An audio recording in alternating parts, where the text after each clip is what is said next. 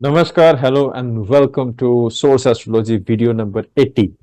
What we were doing, we were learning Rashis, and Rashis के we have understood various kind of principles of Rashis. हम बहुत सारे Rashis के principles समझ रहे थे, and हम राशि पे ना कोशिश करेंगे थोड़ा डीप में जाने के लिए, तो हमें बहुत सारी चीजें समझनी पड़ेगी। राशि के बहुत सारे कैरेक्टरिस्टिक्स हैं, वो किससे बनी हुई है, कौन से एलिमेंट है, उसके अंदर डुअलिज्म कैसे, ट्रिप्लिसिटी कैसे काम कर रहे हैं, उसके अंदर सारी चीजें, उसके लॉर्ड कौन है, बेसिक ये सारी चीजें हम कर रहे हैं already, we are already doing it.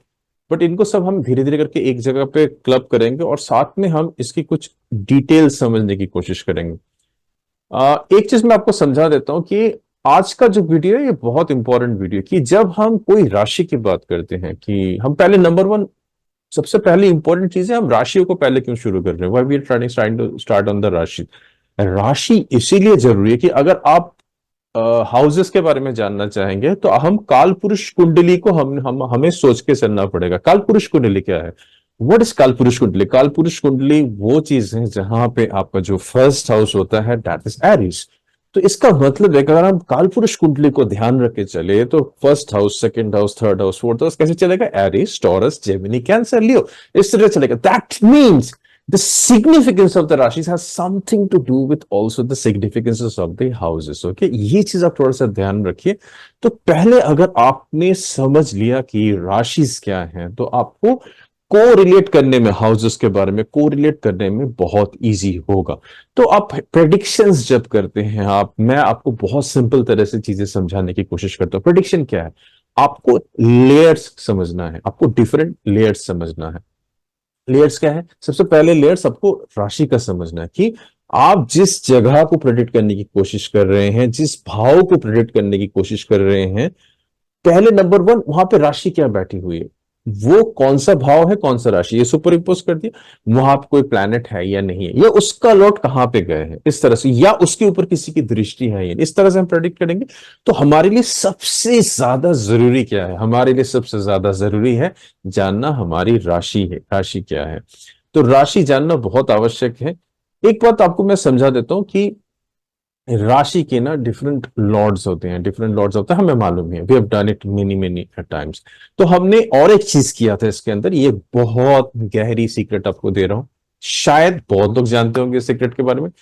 ये क्या है? मेटेरियल और लिविंग का सीक्रेट है, ये मेलिफिक और बेनिफिक का सीक्रेट है। तो क्या, कैसे ये दोनों मेलिफिक एंड बेनिफिक एक राशि के ऊपर काम करते हैं, या अगर ये किसी के लॉर्ड है तो उसके ऊपर काम करते हैं। तो मेलिफिक एंड बेनिफिक क्या करते हैं? मेलिफिक जो जीवन है ना उसको कम करता है और उसमें पदार्थ बढ़ा देता है, मेटीरियलिज्म बढ़ा देता है। तो जहां पे वो बैठे हुए हैं जिस जगह पे, तो अगर क्रूर ग्रह बैठे हुए हैं या जो मेलिफिक ग्रह वहां पे बैठे हुए हैं, मेलिफिक और बेनिफिक हमें पता है, नेचुरल बेनिफिक और नेचुरल बेनिफिक। तो मेलिफिक जहां पे बढ़ाएंगे तो उनके पास एक एबिलिटी होगी, वो उस जगह की आपकी जो मेटेरियलिस्टिक है, जो नॉन लिविंग एनर्जीज है, उनको बढ़ा देंगे। हर एक राशि कोई ना कोई एक हर एक भाव आपकी जिंदगी के अंदर कोई ना कोई रिलेटिव या कोई ना कोई रिलेशन को मेंशन करता है। तो क्या करते हैं, और रिलेशनशिप कहां से आते हैं? रिलेशनशिप लिविंग फ्रीक्वेंसी से आती है, उनके अंदर चेतना होती है, उनके अंदर जीवन शक्ति होती है। तो जब भी कोई मैलिफिक ग्रह किसी जगह पे बैठते हैं तो वहां पे वो जो जीवन है उसको थोड़ा सा आपसे हटा देते हैं। ओके, वहां पे वो पदार्थ को बढ़ा देते हैं, मटेरियल को बढ़ा देते हैं। तो ये चीज का आप ध्यान रखिएगा। और जहां पे जैसे अच्छे ग्रह हैं, बेनिफिक प्लैनेट्स हैं, वो जब आपके किसी जगह पे बैठते हैं वो लिविंग एनर्जी को बढ़ाते हैं। तो जीवन का क्या दायरा है? जीवन में आपको हमेशा लिविंग एंड नॉन लिविंग को आपको बैलेंस करके चलना, ये सबसे बड़ा ग्रेटेस्ट चीज है, जहां पे लोग काफी बार फेल कर जाते हैं, काफी बार जहां पे जिंदगी में बहुत सारी परेशानी होती है। आपने बहुत लोगों को देखा है जो कि लाइफ में उन्होंने बहुत कमाया है, बहुत पैसे गेन किए, बहुत सारे एग्जांपल्स हमारे पास हैं। जैसे फॉर एग्जांपल मैं अगर यहाँ पे एक बात करना चाहूँ, झुनझुनवाला जी को ही देख लीजिए, उन्होंने शायद कितना कमाया होगा स्टॉक मार्केट के अंदर, बट क्या क्या आपने उनकी कभी बॉडी की स्ट्रक्चर देखी है? क्या वो जब उनको एक बार प्रधानमंत्री खुद आए थे उनसे मिलने के लिए, वो अपनी बॉडी को ही उठा नहीं पाए उनसे मिलने के लिए। तो क्या फायदा है इतने सारे पैसे का, इतने सारे रुपए का? ये आपकी सोच के ऊपर है। कभी कभी एक इंसान एक एक जॉब के प्रति, एक कुछ चीज के प्रति इतना ज्यादा वो लगा देता है कि उसको दिखता है कि उसकी पूरी फोकस जिंदगी के अंदर जॉब में चली गई है, पूरा एनर्जी कैरियर पे लगा दिया, पूरा एनर्जी पैसे गेन करने के लिए लगा दिया। बट उसको क्या पता चला कि उसके जो क्लोजेस्ट रिलेशंस थे, suppose for example is a marriage person, तो वो अपने वाइफ को टाइम नहीं दे पा रहा है, वो अपने बच्चों को टाइम नहीं दे पा रहा है। तो एक धीरे धीरे एक ना एक सेपरेशन आता जा रहा है जिंदगी के बीच में। तो आपको ये चीज का बड़ा ध्यान देना है। तो एक ट्रू स्पिरिचुअलिज्म क्या है? एक ट्रू इंसान वो होता है जो अपनी जिंदगी के सारे भाव को बैलेंस करके चल सकता है लाइफ के अंदर। It is very difficult. तो ये मैं आपके ऊपर छोड़ रहा हूं कि आपकी प्रायोरिटी क्या है जिंदगी के अंदर।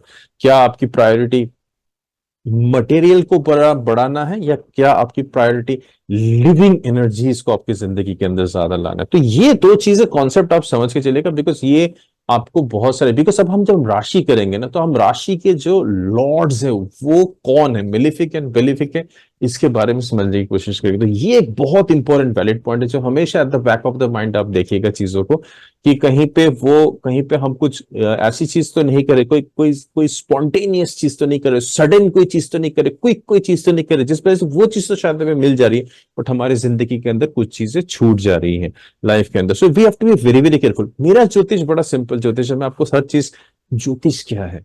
ज्योतिष एक ऐसा गाइडेंस है। आपके अपने कर्म सबसे मोस्ट इंपॉर्टेंट है। मैं आपको कुछ बोलूंगा ये होना है, आप बोल सकते हो नहीं ये तो सर मेरे साथ नहीं हो, बिकॉज क्या है कि ज्योतिष एक ऐसा सब्जेक्ट है जो टाइम टू टाइम आपको गाइडेंस देगा, जो आपको चीजें बताएगा कि देखिए बी वेरी केयरफुल। आप उसको माने या ना माने, एब्सोल्युटली योर चॉइस। ओके, सो मैं आपको एक एक अवेयरनेस दे रहा हूं एक चीज में, ये बहुत बड़ा अवेयरनेस है लाइफ के अंदर। मेजोरिटी ऑफ द प्रॉब्लम इस वजह से आती है कि हम लाइफ के अंदर मेटेरियल और नॉन लिविंग चीज के बीच में फर्क नहीं कर सकते, बिकॉज हर एक घर में नॉन लिविंग बीइंग भी होता है, हर एक घर में मेटेरियल। अगर सेकंड हाउस है आपका, तो सेकंड हाउस क्या रूल करते हैं? सेकंड हाउस आपका परिवार है, बट सेकंड हाउस आपकी अर्निंग पोटेंशियल भी, आप जिसके ऊपर फोकस पड़ाओगे वो बढ़ जाएगा। और वहां पे अगर एक मैलिफिक बैठ गया, तो वो क्या करेगा, धीरे धीरे करके जो लिविंग थिंग है उसको आपसे सेपरेट कर देगा, उससे आपकी एक दूरी हो जाएगी। It will go out of your life and you may just start focusing. You have to be very very careful when there is a malefic planet sitting in most important position in your family. आपके mother के स्थान में, आपके mother के स्थान में अगर suppose एक मेलिफिक आ गया, कोई भी प्लैनेट मेलिफिक आ गया, वो वहां पे आपकी जो जो आपकी इवन शांति, पीस को इंटरफेयर कर सकते हैं मेलिफिक प्लैनेट। बोलते हैं ना घर में शांति नहीं है, कि घर के अंदर उसकी जो चॉइसेस है वो डिफरेंट हो चुकी है, उसकी रिक्वायरमेंट डिफरेंट हो चुकी है, शायद वो मेटेरियलिज्म में ज्यादा ध्यान दे रहा है। Okay, so this is the way of saying. And वहीं पे एक अच्छा बेनिफिक प्लैनेट आ गया, तो वहां पे जो ऊर्जा है, प्राण शक्ति है, जीवन शक्ति, उनको बढ़ा देगा। तो आपको इस चीज का बड़ा बड़ा ध्यान रखना है व्हेनेवर यू आर स्टडीइंग ज्योतिष। एंड इस चीज में आपको बहुत सारी लाइफ के अंदर गाइडेंस मिलेगी। काफी जिंदगी के अंदर जब उतार चढ़ाव आते हैं, जब इंसान एक जगह पे ज्यादा झुकाव कर देता है, वहां पे ये सारी चीजें बहुत काम आती है। ये एक बहुत बड़ा फंडामेंटल है, but this is a kind of a base, you must remember this. जहां पे मटेरियल बढ़ गया, वहां पे जो लिविंग थिंग है वो रिड्यूस होना शुरू हो जाता है। तो दशा में भी ऐसी चीजें होती है लाइफ के अंदर। You have to be careful, you have to be very very careful. Second चीज मैं जो बता रहा हूं कि हम लोग अभी राशियां कर रहे हैं, और राशि में हम बहुत डीप जाएंगे। We will try to go in very deep, some deep, जिससे आपको काफी सारे प्रेडिक्शंस करने में आसानी होगी। प्रिंसिपल्स हम ऑलरेडी कर रहे हैं। अब इसमें हम क्या करेंगे, आप जब मैं कोई राशि आपको पढ़ाऊंगा, जैसे for example I am starting on the series of Aries. Suppose मैंने एरीज से शुरू किया, हमेशा हमने शुरू कर दिया राशि, various principles we have started. तब हम एक एक राशि के अंदर डीप जाएंगे, ठीक है? आप ये मत समझिएगा कि मैं जब एरिस के बारे में बात कर रहा हूं तो सिर्फ मैं एरिस एसेंडेंट या एरिस राशि के बारे में बात कर रहा हूं। I hope by now the concept of lagna, concept of rashi and the concept of surya lagna, ये आपके आप you are very very clear with this. Okay, आपको ये चीज क्लियर रखना है, because lagna is the eastern side of zodiacal constellation, जो उदय होता है at the time of birth of a jatak और किसी भी इवेंट के टाइम में। So that is called as लग्न, जो ईस्टर्न साइड में आपका उदय होता है। राशि वहां होती है जहां पे आपका मन या आपका इमोशन होता है, मींस जहां पे आपकी चंद्रमा है, that is rashi, your reaction to anything that is happening. और सूर्य जहां पे आपकी आत्मा की ऊर्जा, सिग्निफिकेशन ऑफ की आत्मा, आत्मा की पावर जहां पे रहती है, तो वो सन रिप्रेजेंट करते हैं। तो इन तीनों कॉन्सेप्ट से आपको बहुत बहुत क्लियर होना है। कि जब मैं एसेंडेंट की बात करूं तो एसेंडेंट मतलब लग्न, आपको तुरंत क्लियर होना चाहिए ओ मेरे लग्न के बारे में। अगर मैं आपको बोलूं राशि हो रहा है, चंद्र राशि हो रहा है या राशि बोलूं, तो आपको राशि क्लियर हो जाना चाहिए कि मैं जब स्पेसिफिक राशि की बात कर रहा हूं तो वो चंद्र कहाँ पे बैठे हैं उसके ऊपर बैठकर। बट जब मैं नॉर्मल आपको राशि पढ़ाऊंगा, जैसे मैं एरिस पे शुरू करूंगा फ्रॉम आवर नेक्स्ट लेक्चर, और we have already started, because इसके अंदर अगर मैंने आपको लिविंग एंड नॉन लिविंग के बारे में पढ़ाना शुरू कर दिया, इसका मतलब है मैं एरिस शुरू कर चुका हूं, क्योंकि एरिस का जो लॉर्ड है he is a malefic Lord. तो उसकी लॉर्ड जहां जाके बैठेगी वहां पे कोशिश करेगी कि वो आपकी जीवन के अंदर से नॉन लिविंग चीजों को बढ़ाए, आपके अंदर मेटेरियल को ज्यादा बढ़ाने की क्षमता है उनके पास।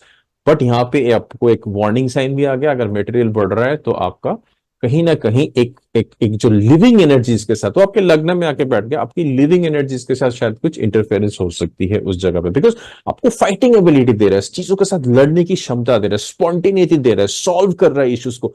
अंदर एक स्ट्रेस हो रहा है आपकी लाइफ के अंदर, okay, your living force has getting problem. आपको बचा तो रहे हैं, आपको इवन लिविंग फोर्स बचाने का, सिक्योरिटी देने का काम कर रहे हैं वो, but still there is interference. जैसे सेकंड हाउस का मैंने एग्जांपल दिया, मैंने आपको फोर्थ हाउस का एग्जांपल दिया। So there are lot of things inside एक एक राशि, बहुत सारी सीक्रेट्स हैं। तो एकदम से आप अगर चीजों को समझ के लिख के रखे कहीं डायरी के अंदर, it will be better. But जब मैं आपको एक एक राशि सिखा रहा हूँ, एरिस, एरिस का मतलब सिर्फ ये नहीं कि मैं लग्न के बारे में बात कर रहा हूँ, ऐसे एरिस का मतलब सिर्फ ये नहीं कि मैं राशि के बारे में बात कर रहा हूँ, एरिस का मतलब ये नहीं कि मैं आपके सूर्य साइन की बात कर रहा हूँ, no. whenever I am talking about a rashi Aries, suppose मैं एरिस के बारे में आपसे बात करूंगा, तो एरिस आपको दो चीज को ध्यान देना है, आपको क्लियरली बता रहा हूं, दो चीज को ध्यान देना। एक, आपका लग्न क्या है, आपका राइजिंग साइन क्या है, उदय लग्न क्या है, ये आपका एसेंडेंट क्या है, ये आपको ध्यान में जहन में रखना पड़ेगा। और आपके वहां पे एरिस कौन से भाव में है, कौन से भाव में एरिस है, ये दोनों चीज हमेशा ध्यान से देखिएगा, ध्यान से समझिएगा, बिकॉज इसमें बहुत ज्यादा प्रेडिक्शन आप कर पाएंगे लाइफ के अंदर। सिर्फ ये मत समझिए कि वो आज सर एरिस पढ़ा रहे हैं, एरिस का मतलब है सिर्फ एरिस जो एसेंडेंट है उनके बारे में बातचीत है, नो, ऐसा नहीं है। एरिस आपका हो सकता है फोर्थ भाव में है, एरिस हो सकता है आपके सप्तम भाव में है, तुला राशि के लिए सप्तम भाव में होता है। एरिस हो सकता है आपके 11वें भाव में है, जेमिनी राशि के लिए। एरिस हो सकता है 10वें भाव में है, कैंसर राशि के लिए। तो आपको याद रखना पड़ेगा, बिकॉज एरिस क्या है। मैं एरिस शुरू करता हूं, एरिस मतलब अभी इसके लिए एक टिप दे रहा हूं, एरिस आपका एक स्टार्टिंग पॉइंट है जिंदगी का, बिकॉज वो पहला जोडियक का पहला राशि है। इक्लिप्टिक के बारे में हमने स्टडी किया था। तो एरिस जब भी एक्टिवेट होता है आपके चार्ट के अंदर किसी भी तरह से, शायद एरिस के अंदर कुछ ग्रह पड़े हुए हैं या कुछ प्लैनेट्स पड़े हुए हैं, या आपकी प्रोग्रेशन में एरिस एक्टिवेटेड हो रहे हैं, तो एरिस जब भी एक्टिवेटेड होंगे, एरिस के अंदर की ग्रह की अंदर जो ग्रह पड़े हैं वो जब एक्टिवेट होता है, आपकी जिंदगी के अंदर उस भाव के अंदर कुछ नई शुरुआत होती है। Okay, this is a way of starting Aries. Aries एक चीज शुरू करेगा आपके लाइफ के अंदर, उसकी तत्व क्या है, वो अग्नि तत्व। अब मैं डिटेल में बोलूंगा, मैं जस्ट आपको एक फ्लो दे रहा हूं, वो क्या है, वो उसके व्हाट इज तत्व। हमने प्रिंसिपल्स ऑफ एलिमेंट्स किया था। एरिस हैज अग्नि तत्व। एरिस का लॉर्ड कौन है, मंगल। मंगल क्या है, it's a fiery planet, it's a red planet. Aries क्या है, एरिस के जो मंगल है वो क्या है, वो आर्मी कमांडर है। आर्मी कमांडर क्या करती है, आपको प्रोटेक्शन करती है, आपको बचाती है, आपको क्या करती है, he can solve any problem for using diplomacy और mind. He has the ability of doing that. He is very sudden, he is very spontaneous, he is very quick. Okay, so ये जो साइन है, ये sudden का sign है, quickness का sign है, beginning का साइन है। यहाँ पे अगर कुछ प्लैनेट अंदर जाएंगे एरिस के अंदर, वो सडनली काम करेंगे, वो उनकी एनर्जी बढ़ जाएगी। तो यहाँ पे अगर स्लो प्लैनेट अंदर जाएंगे तो वो एक कंफ्यूजन स्टेट में होंगे, बिकॉज ये बहुत, इसकी तत्व बहुत हाई लेवल की एनर्जीज है, एरिस की एनर्जी। मैं ये आपको बहुत बेसिक चीजें बता रहा हूं एरिस के बारे में, बट एरिस आपकी चीजें शुरू करता है आपके लाइफ में। जब भी एरिस की दशा किसी भी तरह से आएगी तो आपके जिंदगी के अंदर एक नया शुरू करेगा। तो दैट्स वाई हमारे ऋषि मुनियों ने एरिस को पहला घर माना था। हमने एरिस से शुरू करते हैं, एरिस, टॉरस, जेमिनी, कैंसर, मेष राशि, इसको हिंदी में या संस्कृत में मेष बोलते हैं। इसका सिंबल जो है वो रैम का सिंबल है, हेड है, and head has a like, it can hammer, it can bring a change, it can fight back, it can reach over there जहां पे इसको जाना है। So that's the power house. तो जब भी मैं राशि, जैसे मैंने एरिस से भी शुरू कर दिया थोड़ा सा, I will go in much more detail, maybe I will repeat again once we do the thing in a little bit.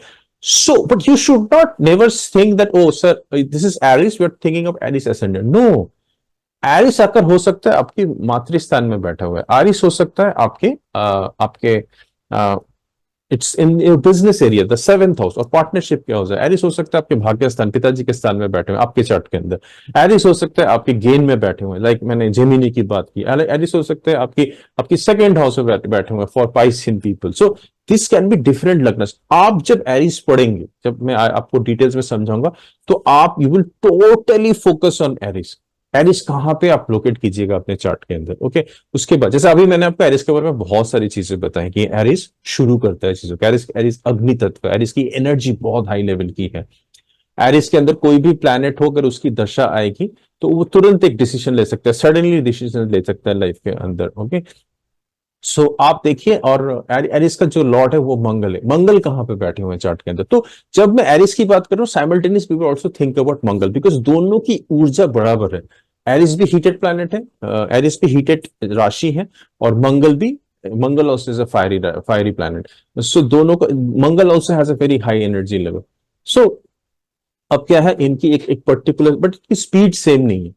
The speed of the rashi is the speed of Mangal is not that same. Mangal की अगर आप speed देखो, तो मंगल का जो speed है वो हमेशा सेम नहीं होता है, वो कभी बहुत slow, it's like a elliptical orbit. तो कभी धीरे धीरे स्पीड स्लो होता है, suddenly there is a burst. तो ये वाली एरिया में सडन बर्स्ट ऑफ एनर्जी हो सकती है आपको, जहां पे एरीज है और जहां पे आपका मंगल बैठे हुए हैं चार्ट के अंदर। So this is, Mangal is related to bhumi. आपके जितने जितने भी भूमि के काम हैं, Mangal is related to that. तो मंगल का जो रेमेडीज होगा लाइफ के अंदर, वो सारे रिलेटेड होंगे अर्थ से, बिकॉज मंगल को हम भूमि पुत्र भी कहते हैं। तो आप जब मंगल की इफेक्ट आपके जीवन में सही नहीं होगी, गलत इफेक्ट दे रहे हैं, तो उसकी सबसे बड़ी रेमेडी हम लोग ढूंढ के निकालेंगे कि हम अर्थ को क्या रिटर्न बैक कर रहे हैं। कोई डेप्थ तो नहीं हो रहा अर्थ की हम, बिकॉज हम हमेशा ना अर्थ के रिसोर्सेज यूज करते हैं।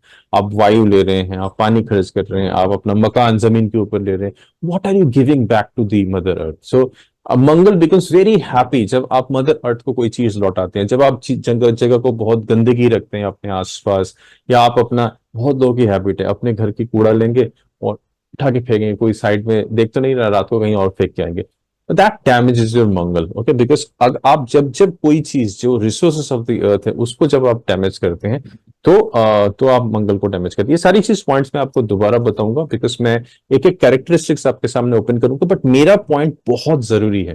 बिकॉज जब भी आपका मंगल अच्छा या बुरा होगा, वो सिर्फ एसेंडेंट में नहीं होगा, वो सिर्फ चंद्रमा के साइन में नहीं होगा। चंद्रमा अगर मंगल में बैठा होगा, सिर्फ वहां पे, कहीं पे भी हो सकता है आपका एरिस, वहां पे आपका इफेक्ट होगा। मंगल कहीं पे भी जाके बैठ सकते हो, वहां पे मैं आपको एक चीज दिखा देता हूँ, इसको ध्यान से समझिएगा, बिकॉज इसमें काफी सारी आपकी प्रोडिक्शंस निर्भर करेगी। जैसे मैं एक बार अगर जगन्नाथ थोड़ा शेयर कर लेता हूँ, और मैं डिफरेंट राशिस के बारे में आपको समझा देता हूँ, किसके लिए एरिस कौन सा घर करेगा। ये बहुत जो बेसिक स्टूडेंट्स है ना, उनके लिए है। जो एडवांस स्टूडेंट ऑफ एस्ट्रोलॉजी उनके लिए नहीं है, हाँ कुछ लोग सीख रहे हैं उनके लिए एक ब्रशअप होगा। तो चीज, आप एक चीज ध्यान दीजिए, नोटिस कीजिए, ये मैं जस्ट जगन्नाथ थोड़ा शेयर कर रहा हूँ। तो जैसे एरिस अगर फर्स्ट हाउस में है, तो लग्न ही एरिस बन गया, ठीक है।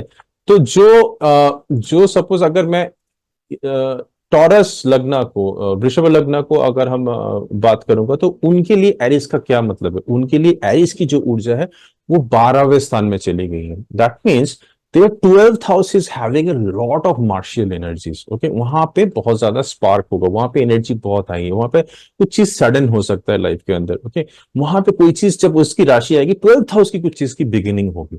समझिए बात को। अगर सपोज वहां पे एरिस किसी तरह एक्टिवेट हो गया है, या एरिस का मंगल कहीं एक्टिवेट हो गया दशक के अंदर, तो 12th हाउस रिलेटेड वो होना शुरू होगा लाइफ के अंदर। 12th हाउस एक्टिवेट हो जाएगा लाइफ के अंदर। या अगर कोई रेमेडीज करता है कभी भी, तो वहां पे 12th हाउस एक्टिवेट हो जाएगा। तो आप समझ गए, एरिस अगर लग्न में बैठ रहा है तो लग्न रिलेटेड काम हो रहा है। बट टॉरस के लिए, अगर हम टॉरस एसेंडेंट की बात करें, टॉरस एसेंडेंट, तो आप कोई भी असेंडेंट हो, जब मैं एरिस पढ़ाऊंगा तो आपको ढूंढ के रखना है एरिस क्या रिप्रेजेंट कर रहा है आपके चार्ट के अंदर। वहां पे वो हरकतें सारी होगी, वहां पे वो सारी चीजें होंगी, और वहां पे बहुत बड़ी चीजें होती है। आप बहुत सारे प्रोडिक्शंस उसके बेसिस में कर सकते हैं। अगर आप टॉरस भी है, तो आपका 12th हाउस के, आपका पूरा ध्यान आपके 12th हाउस में होना चाहिए, या आपके किसी क्लाइंट का, टॉरस लगना है, यहाँ पे टॉरस लगना है, बट यहाँ इस जो एग्जांपल दे रहा हूँ यहाँ पे टॉरस राशि भी बैठी हुई है क्योंकि चंद्रमा बैठे हुए हैं जुपिटर के साथ गजकेसरी योग यहाँ पे बना रहे हैं।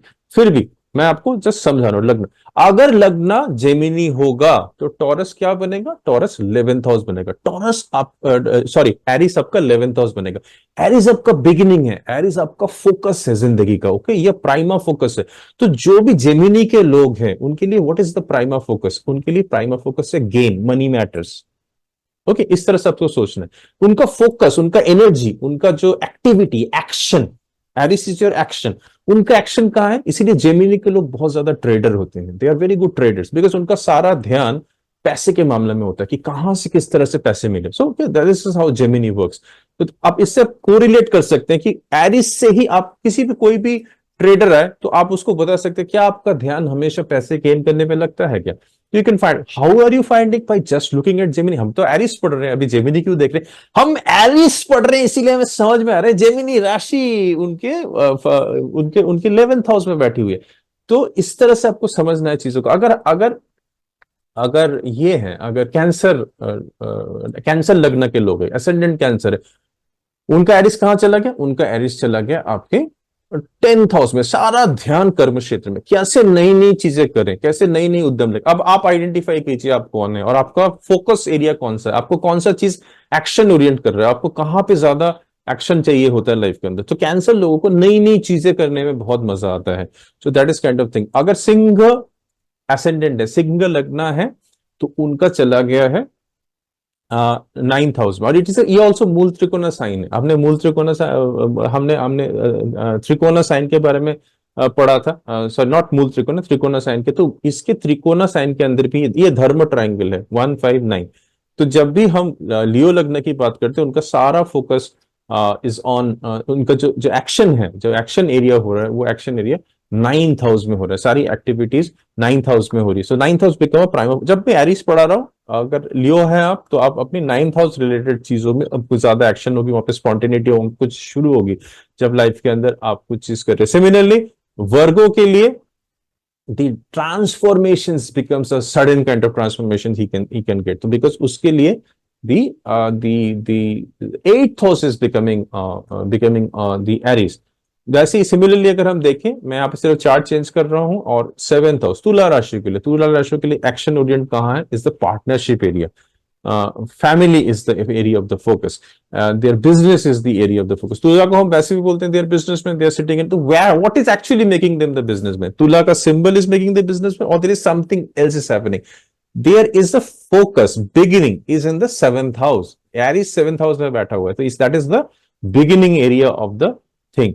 सो जो लोग इसमें हैं आपके, जो जो स्कॉर्पियो लग्न के लोग हैं, उनके लिए क्या है, उनके लिए कंपटीशन, उनके लिए that is the most, job उनके लिए एक मेजर एरिया होता है। They wanted to fight back on certain things, that is the area in which they are going to look into. जो जो जो सैजिटेरियस के लोग, उनके लिए risk taking ability is a very strong area of the focus. उनके लिए उनका चाइल्ड इज वेरी फोकस, उनके लिए कोई नई हायर एजुकेशन, कुछ नई चीज सीखना उनके लिए बहुत इंपॉर्टेंट होता है। वो तुरंत सीख सकते हैं चीजों को। बच्चा कुछ बोल दे, अगर बच्चा है कि पापा मुझे ये चीज चाहिए, तुरंत वो करेंगे, इमीडिएटली वो लोग कर देंगे क्योंकि उनका फोकस उस एरिया में है।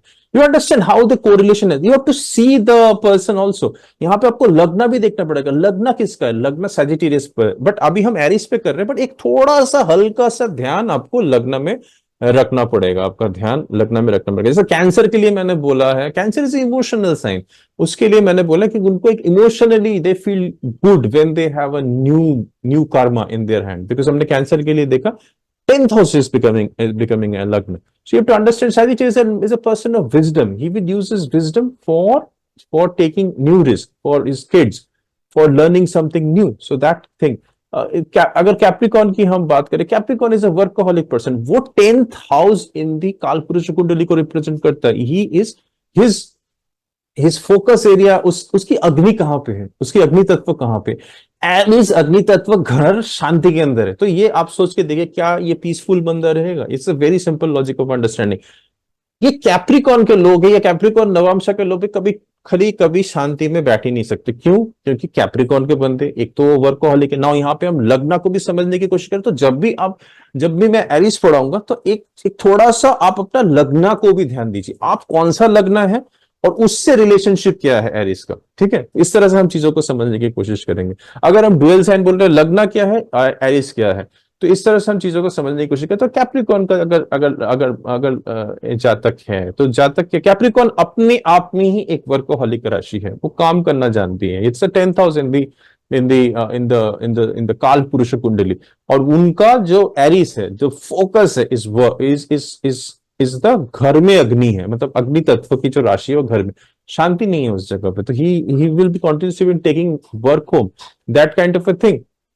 11वें राशि जो है उनका पूरा focus is on on his brother, उनका focus will be on communication, learning new skills, all this things. And again if we talk about Pisces, Pisces के लिए उनका सारा फोकस जो है that focus is on the house. So अपने से छोड़ के वो अपने घर की तरफ ध्यान दे रहे हैं। उनका प्राइमर फोकस जो है, उनका main area of concern, main area of the focus is on the first house. So this is how you should do it, this is how you should do and understand thing। तो जब भी आप राशि देखें, जैसे हम Eris के already हमने शुरू कर दिया एरिस के ऊपर, जब भी मैं एरिस को डिटेल में लेके जाऊंगा, आप अपने चार्ट में देखिएगा कि एरिस कहाँ पे है, तो वो सारी चीजें उस एरिया को उस एरिया के बारे में बताएगी, उस एरिया के बारे में हाईलाइट करेगी सारी चीजें, और इस तरह से चार्ट को पढ़ना है। तो आई होप आपको एक बेसिक फाउंडेशन आपका धीरे धीरे क्लियर हो रहा है कि हम चार्ट को किस तरह से प्रेडिक्ट करते हैं, बिकॉज यहाँ पे हम हाउस के साथ हम राशि को को रिलेट करके हम डिटरमाइन करेंगे। So this is how we will go inside this thing. तो today I hope you have एक कॉन्सेप्ट आपका क्लियर हो गया, कि एक कॉन्सेप्ट आपका क्लियर हुआ कि लिविंग एंड मटेरियल थिंग के बीच में, जहां पे मटेरियल बढ़ते हैं वहां पे लिविंग घटता है, and this is a huge art in balancing these two things। And second is, whenever you are studying a rashi, when you are going in deeper science of the rashi, when you are trying to predict rashis, you need to know which house your rashi is sitting, which is your house, कौन सा dimension, कौन सा aspect of the house आपके घर बैठे, और आपका लग्न क्या है। ओके, इसको आप और एडवांस में भी ले जा सकते हो, आपका मन कहाँ पे बैठा है, आपका आत्मा कहाँ बैठा है, उससे भी कर सकते हो। बट वेरी बेसिक लेवल में आप लग्न कौन है और वो राशि क्या रिप्रेजेंट करती है आपके आपके चार्ट के अंदर, तो आप क्या अपने आप में क्या हो और वो आपका कौन सा एरिया है, इस तरह से हम स्टडी करेंगे। So I hope your concept is getting clear, and now we are going to in some next videos we are going to go much more deeper into each and every rashis like Aries, Taurus, Gemini, Cancer में। but मैं बीच में इसमें monotony break करूंगा, बीच में I will suddenly also give you certain kind of theorem, certain kind of principles, जो मुझे लगेगा कि अगर ये फ्लो में है, कुछ चीजें मैं थोड़ा सा जाइगेनिक इफेक्ट क्रिएट करूंगा। जाइगेनिक इफेक्ट एक ऐसा इफेक्ट होता है, ये भी बता देता हूं आप लोगों को, क्योंकि आप जब कोई चीज कॉन्टिन्यूसली मोनोटोनियसली पढ़ते हैं ना, वो सारी चीजें आपके अंदर नहीं जाती। तो एक साइंटिस्ट से जाइगेनिक, उन्होंने एक एक्सपेरिमेंट किया था, उन्होंने बोला था कि अगर जब आप करते करते कोई चीज में ब्रेक कर देते हो ना, तो क्या होता है, जितना भी आपने पढ़ाई किया या जो भी आप काम कर रहे हो, या सपोज आप कोई प्रोजेक्ट कर रहे हो, या उन्होंने बेसिकली एक्सपेरिमेंट वेटर्स के ऊपर किया था होटल के अंदर, तो उन्होंने देखा था कि जब कोई वेटर किसी का चीज लेता है और वो इनकम्प्लीट रह जाता है, तो वेटर को याद रखता है कौन से टेबल में क्या सर्व करना। आपको लगेगा ये तो बड़ा बेसिक चीज सर आप बता रहे हो, कौन सा वेटर को नहीं मालूम। ऐसा नहीं है, उसका एक कारण है, क्योंकि सपोज आप कोई काम कर रहे हो, उस चीज को सडनली आप इनकम्प्लीट छोड़ दोगे ना, तो क्या होता है, जितनी पढ़ाई, जितनी एनर्जी, जितनी कॉन्शियसनेस आपके अंदर तक गई है, वो सेटल डाउन करते हैं आपके अंदर। ओके, वो आपके अंदर स्पेस बना। आप कॉन्टिन्यूसली कोई चीज पढ़ते रहो, आपको पूरा याद नहीं रहेगा, अचानक से ब्रेक दे दो। इसलिए स्टडी के टाइम में भी लोगों को बोला जाता है, क्योंकि मैं अपने एडवांस स्टूडेंट्स जो source numerology teachers training programme है, मैं उसमें सिखाता हूँ, give always respect gigantic effort. जब भी पढ़ते पढ़ते आप ब्रेक दो बीच के अंदर, क्योंकि आपको वो जितनी भी आपकी पढ़ाई हुई है वो हो जाएगी। तो इसीलिए मेरी भी, आप देखना, मेरी जो ये पूरी प्रोसेस है, पूरी चैनल है, बड़ी साइंटिफिकली बेस्ड है। मैं कॉन्टिन्यूसली एक सब्जेक्ट पढ़ाते पढ़ते बीच में suddenly I take you into something else, so that आपको जो आपने सीखा है, जो आपने समझा है, वो आपके अंदर सेटल डाउन कर जाए। और मैं आपको हमेशा जो भी soul mind body of this classes है, इसके साथ कनेक्ट रहिएगा। एंड जो भी हायर देवता को आप बुला रहे हैं, उनके साथ कनेक्ट। जैसे अभी हम मंगल पढ़ रहे हैं, मंगल में हम अग्नि देव को आप बुला सकते हैं, आप हनुमान जी को बुला सकते हैं, आप नरसिम्हा भगवान को बुला सकते हैं, आप कार्तिक को बुला सकते हैं, कार्तिक जी को बुला सकते हैं, कार्तिक भगवान को बुला सकते हैं। आप जो भी धर्म में फॉलो करते हैं वहां पे एटलीस्ट फायर, अग्नि। एरिस क्या है? एरिस आपका अग्नि है। जैसे सुबह उठ के आप अग्नि प्रज्वलित करते हो ना, कोई भी देवता को बुलाने से पहले you light, that's the beginning. So Aries is that thing in your chart. तो आप एक एक प्रे करके इसको शुरू कर सकते हो। And may Aries and the different rashis, your lagna, and even the power of the material and the living world bless you beyond your competition. Thank you so much for watching this video. I will see you in another video. Take care. Bye bye.